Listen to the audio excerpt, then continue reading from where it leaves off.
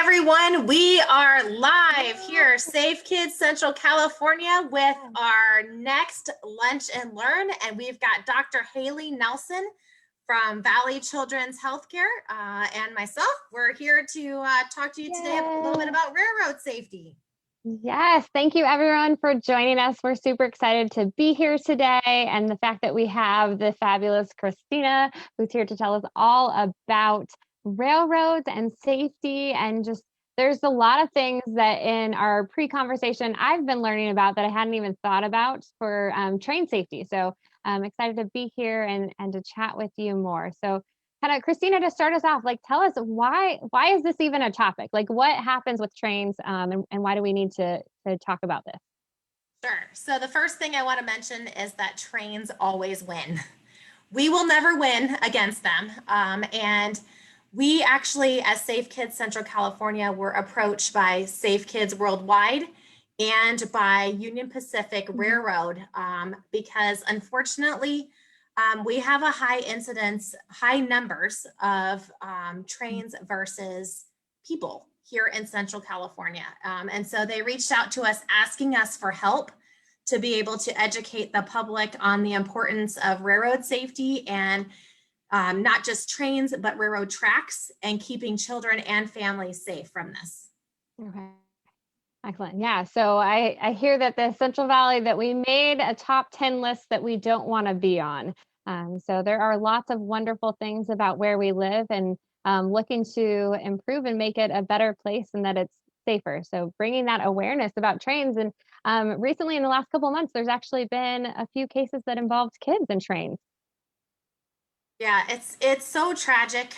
Anytime, and I know it breaks your heart just like it does mine. Anytime we hear something on the news where a child has either been injured or has lost their life from something preventable is absolutely heartbreaking. And we've had two cases here in Central California in the last 3 months. So this is a really important topic. And we hear about those cases of kids injured or who have unfortunately lost their life. But we don't hear about the many more cases of the near misses that don't always make the news. Yeah. Well, and even depending on which way you're driving to Valley Children's, you might be coming to visit us and have to cross a railroad track. So this is something that, the train tracks are out there. So when we're thinking about how to be safer around trains and everything, so if we're driving here and you're approaching those tracks, like, what should we do? Like, talk me through it. So the first thing you want to do is know that some railroad crossings have a gate. Some railroad crossings do not. So, speaking of driving to Valley Children's on Avenue 9, if you're coming off the 99, there are not gates that come down. In some of those places, you may just only have a light. So as you're approaching that intersection, treat it as if it's a regular intersection. It's a highway, but it's a highway for trains. So before you begin to cross over, you want to make sure that that highway is clear and that there's not anything that's coming down the way, because sometimes you can't always hear them as they're approaching. Sure. Okay. And I'm going to scoot this back. Look, I'm so excited I brought props today. Okay. So I have my trains that I borrowed from my kids and my little stop sign. So if I'm approaching the railroad tracks, and this was something that I thought was really interesting. So if I see the train, if I'm in my car and I slam on the brakes, my car can stop pretty fast. But if a train sees me and they want to stop, what's that time frame? Like, how far does a train actually travel when they screech those brakes before they actually come to a stop? So it actually takes them over a mile to be able to stop. So if you can see the train, a mile. So if you can see them, if you can see the light, if you can see anything, they can't stop in time. It's too late. It's too late. Yeah. It's too late. That's and teaching our children that, like, if you can see the train, even if it looks like it's really far away, it's actually closer than what you think. And many trains travel very fast. Yeah, so they're going fast, and they weigh a lot, so it takes a lot to slow them down. So the train cannot stop the same way that we think about it. It's like, oh, you just pull the brakes, like, you can stop your train, but they can't stop even if they want to. So kind of too little, too late for that. So that's why Correct. we've got to And be you think careful about crossing. the other thing too is that there's so much weight behind them, so that even if that engine itself could stop, all of that weight is going to continue to push that train forward. And Hmm. in the physics world, it's going to take it a long time to be able to stop. Yeah. Yeah. Physics and the mass and momentum and, Yes. our All high that stuff we schoolers or wanted to forget in they can school. calculate that. Yes. Okay. But the good points there. So also making sure we were talking a little bit about teenagers and that when they're driving. So one of the common things is the earbuds. And that if you are, or even if you don't have something in your ears and you have the music up too loud, so that you might not hear the train when you're crossing those tracks. So really being mindful and kind of looking before you cross again, because if you see the Absolutely. train, it's too late for you. Okay. Absolutely. Um, and And then the you were telling me trains, too. Oh, go ahead. I was going to say, the trains today are Hmm. not like the trains when you and I were kids. The Okay. trains when you and I were kids made a lot of noise. They had that clackety clackety clack. Trains today, Choo choo choo. choo. I lived near a railroad track as a kid, so we love the clackety clack. They Yeah. don't make noise like they do in the Mhm. past. So if you have something that could potentially be taking your attention away, Mhm. so music, the earbuds, even if you're, you know, I hate to say it, but texting and driving Yeah. and not paying attention, all of those things can take our attention away from the fact that the train could potentially be coming. Not Mhm. all trains go different speeds. We've got Amtrak that travels through our area, which goes very rapid. We also have cargo trains, but they also travel really rapidly. And soon we will have a high speed rail coming through our area as well, too. So lots of different trains to watch out for. And you mentioned a lot of the things that our next lunch and learn is going to be on with that distracted driving, but it's not just about being distracted when you're driving because you could crash into another car or you could get into a single car crash. But if you are distracted and driving across train tracks, how quickly that can turn deadly. And so being careful and mindful, knowing that you've increased your risk and kind of the odds there. Okay. Absolutely. Yeah. And then Absolutely. you were telling me too, so there's all the different types of trains, but then trains are actually wider than the train tracks, which I didn't know. So tell me that fun fact for our friends who are tuning in live today. So I didn't know this either. Hmm. And my friends at Union Pacific have done a great job of educating me on railroad safety and trains and track safety. So I thought growing up that the train was basically the width of the track. Right. And that's actually a misconception. I mean, looking Hmm. at your toy right there, It's trains, no. yeah, it's the width of the track, but trains actually extend out 3 feet to the right, 3 feet to the left.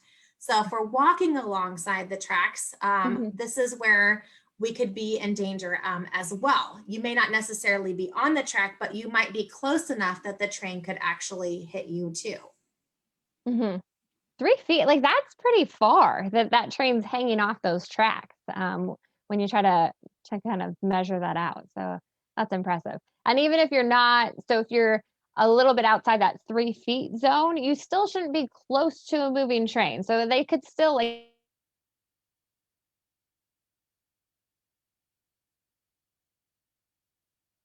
if there was a rock on the track, you like there's still the other piece that we've talked about too, and that I learned with this is that actually walking on train tracks, not only is it not recommended just because you don't want to be in the way of a train, but it's actually illegal, right? Correct. That's private property. Okay, so that we It shouldn't is be private playing property. No, or getting those pictures. How people like to do pictures on train tracks, that's you're trespassing if you are walking on train tracks. So for your absolutely. safety and for the people you are with, like why don't you walk on a path or somewhere that's a better place to be? Well, and we are coming into prom and wedding season, and people like to get lots of fun pictures. Right. And unfortunately, that's not the place to be getting those pictures. It is Mhm. private property. They actually do have their own police force that monitor Oh, the rail lines. And, most importantly, it's just simply not safe. Trains right. don't run on a schedule, they don't always come from the same direction. So you Hmm. could think, okay, the train by my house comes at 9 o'clock today, but maybe there is a special shipment that they need to do. And the train Right. comes at 8:45 from a different direction. Mhm. So we just always want to anticipate that, just like we wouldn't go stand on Highway 41 and take our picture. We don't Right. want to go stand on the railroad track and take Mhm. our picture. It's a highway. It's a highway. Yeah. Treating it as such. And so, Yes. wow, I didn't know they have their own police. That's interesting. It's so cool. There's so much about trains and railroads that Mhm. I've learned in the last couple of years. Yeah. And there's safe ways that kids can, so like we have the toys and like I have my Thomas the Train book. So like the kids love to like learn about all things that move and go. And so you can learn about trains, you can play with them at home. There are railroad like museums you can go to. So there are safe ways that you can explore and teach your children, especially those with kind of, I feel like it's that toddler, like the little kid age, like where they are just really excited about it. So there's fun ways to do that. But doing a field trip, going on train tracks, like please stay away and choose kind of a different activity to do with your children. Absolutely. And there's amazing organizations like Operation Railroad that actually will come out to speak to like your preschool or to your elementary school, especially if you have those kids, because there's some kids that really do just love to have trains. I've got two boys, and they both went Mhm. through that stage where they were obsessed with trains and with Thomas and all of those shows. And those are amazing opportunities for kids to be able to be a part of it, but do it Mhm. safely. Yeah, no, we're reading the Thomas books at home right now with my toddler, and Thomas has lots of expressions. Like it's a fun thing to go through and like look at the little faces that he makes. And Percy is always getting into trouble because an idea flies into the funnel. I'm like, oh, so then we can talk about like if an idea flies into your funnel, maybe you should think before you act on it. And so there's good lessons to learn there, as well as lessons here that we're learning about how we can keep our kids safe and keep ourselves safe too. So I think that's part of the safety message is that it's the parents who are driving or our teenagers, but really like for parents that like your safety matters because you're the best mom or dad that your kids have. And so we want to make sure that you make it home safely to them. And not only that, we are modeling that safety behavior for Yeah. our kids. At some point in time, they will be driving. Hmm. And we want them to make good choices and good Yeah. decisions. And most importantly, we want them to be safe. And Right. so, even at the toddler age, they're watching every single thing that we do. They're absorbing it in. Mhm. We can tell them, well, you should not do this. But if we're Mhm. doing something that's the opposite, then very Yeah. likely they'll say, well, mom did went all these trips and was Mhm. totally fine, or dad went on all these trips, or grandpa. And it could be that that one time is the time that they get injured. Mhm. Yeah. So really just setting the standard that when we get in the car that we buckle our seatbelt, that you're in your car seat, that when we approach train tracks that we're paying attention. And you can use that as a learning opportunity too. So if you are, you know, stuck behind a train and you're sitting there, like it's fun. Like use that time for counting. So although you might be frustrated and late for your appointment or wherever you're trying to get to, looking for those opportunities because our kids are learning from the things around them. So I love, like counting, like how many cars do you think are going to be on the train today? And like we can count and see, or what color they are, and different, there's different ways that we can engage our kids and hang out while you do have that time that you're spending while you wait until it is safe to cross the train tracks. Absolutely. And it's also having a conversation with them too about, why are we stopped? Why are we Hmm. stopped here? We're stopped here because it's not safe for us to go through. Or even if you see the lights flashing and the gates down, but there's no train there, why are you not crossing, mom? Well, I'm not crossing Hmm. because this is the gates down and the lights are flashing because something is happening, and it could be unsafe for us to go around those gates, Yeah. and go. And we've all been in that situation where we're Mhm. running late, we get caught behind a train, we're stuck there and a little frustrated. But you know what? It's also a time for us to take a deep breath and be like, okay, we want to get there safely, and Yeah. most importantly, we want our children to get there safely as well. Yeah, so it's a gamble that you don't need to take, although you might be feeling rushed and hurried in the moment to take that deep breath and ensure that it is the right time before you do cross those tracks. Absolutely. Good tips. Thank you, Kristina. Anything else that I haven't asked you about for train safety that we should cover today? Let's kind of revamp our Okay. the things that we were covering. Let me pull those up on the screen for us real Yeah. quick.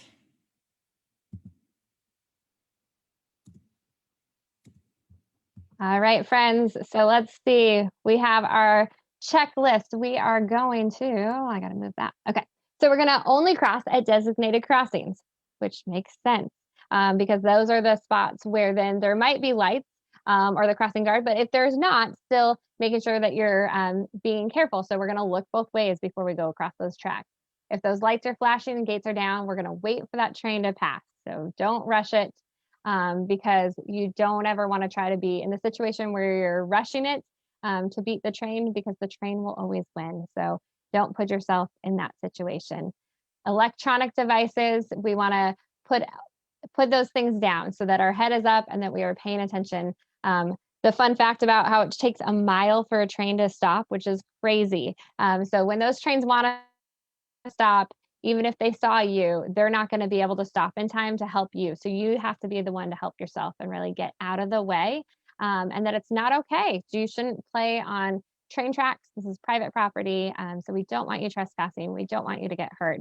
And so to keep you safe, just stay off the track. All right.